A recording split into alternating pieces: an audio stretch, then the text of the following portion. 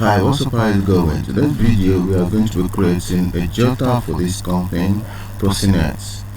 Actually, I truly want to urge you to be creative when it comes to being, a graphic designer. If you call yourself a graphic designer, you need to be creative. So right now, I'm going to show you what I mean by that, by creating a Jotter for this company. So without further ado, let's step into it. So right now what you're going to do first is to go ahead to this place and change the page to A5. After I might have changed that, so what you need to do next is to head over to your rectangle tool. So right now this is your rectangle tool. What you need to do is to double click, automatically snap right direct into the page, the exact size which you selected on the space. On this space, most definitely gonna have it just like this. So right now what you need to do next is to now start your creativity by making something happen creatively. So right now what you need to do is to head over to this place. So select an object, rectangle tool. Let's just drag just like this. So this is where the creativity lies. So what you need to do right now is to head over and right click. So you locate convert to object, or convert to curve. So right now it's being converted. Mind you, if you didn't convert an object, most definitely you won't have access to maneuver the object creatively. So let me show you what I mean by that. Let's tap Control X. That means you bring it back to the previous state. So what you need to do is to let's go over to shape tool, click on that. So let's double click on any of these line right here. We won't have access to that. Most definitely to have access to this curve, you need to convert your object to curve. So let's go ahead and do that. So let's right click on the object, then locate convert to curves. After I might have converted to curves, most definitely that will give room for you to maneuver the object anyhow you want it. So let me show you what I mean by that. Click on the shape object. So right now let's double click right now. You will have access to it. Most definitely you can drag it anyhow, you can do it the way you want it. So that is that. So let's carry on with our designing. So right now what we needed to do now is to go over and just click right here, double click, then hold shift key on keyboard, select the second dot, then you pull those dots down just like this. Good. So right now what we needed to do now is to head over and create another box right here. So go ahead just like so. So after I have created an object just like so. So the same thing that you did to this is what you are going to do. So right click, then you locate convert to curve. Most definitely it's going to be converted. So let's head over to your shape tool, double click right here, then you pull forward just like so. Mind you, we are being creative right here. We just have to be creative. Good. So pull it forward just like so. There you have this. So right now what we're gonna be doing is to just pull this down a bit, then let's head over and just select, make a copy of this layer. So what we're going to be doing now, we are going to cut some parts off right here. So what you need to do is to head over to shape tool, then go over and select the angle that you want to really take off. Actually we are going to break these lines right here to have a room out of this object. So what you need to do is to head over, after I might have selected a dot that you want to unchain right here.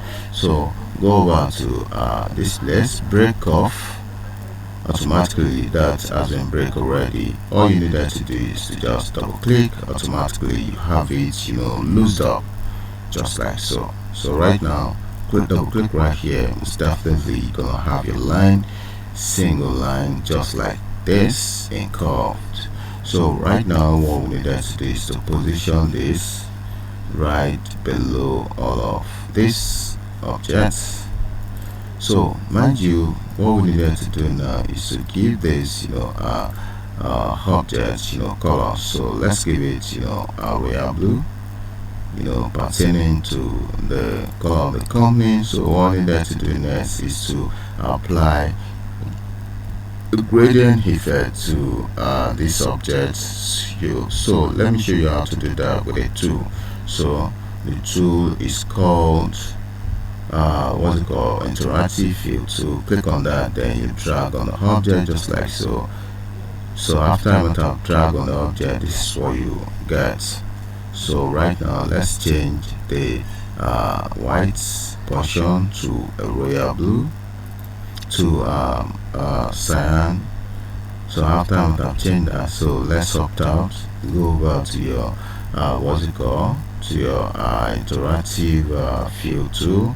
So let's click right here. We're gonna have it elliptical fountain fill. After you selected that, this is what you get. So right now let's just position that so well, just like so. Good. So right now the same thing has to be replicated to this object below right here. So let me show you how to do that without any stress. So go over to the upper object, then you drag that on top of the object you want to apply that color into. After you've gotten to the place, then you release your mouse. Automatically something gonna opt out, asking you what next. So these are the menus that is gonna opt out. So what we needed to do now is to choose, within all of this, what you needed to take effect. So right now what we're going to be selecting is copy all properties. So what I mean by that is that all this property right here is going to be transferred to this object right here below. So let's choose copy all properties. Automatically it applies. So mind you, you might decide to change the position of the what's it called, the color. So go over again to your what's it called, interactive field tool, then you position it the way you want it to go, just like so. Good. So right now what we're going to be doing now is to just go ahead and choose this, right click on cyan. So most definitely takes effect right there. So let's hit on F12, a dialog pops up, then you choose the thickness that you want for the line. So let's choose 8. It's okay. Good. That's nice. So mind you, let's convert this to objects. Go ahead to object, then you locate convert outline to objects. So the reason why we convert this is that you might decide to just make it a bit wider. The wider you make this line, the thinner it becomes, because that is the way it's been wired right here in CorelDraw. So if you convert it to objects, by the time you make it wider, it's going to retain the the exact size you have it, without reduction and what have you. So right now let's head over and just make a copy of this, just like so. So right now what we're going to be doing is to make this white, then you make a copy forward again, just like so. Good. So nice. So right now what you're going to be doing is to select the whole thing,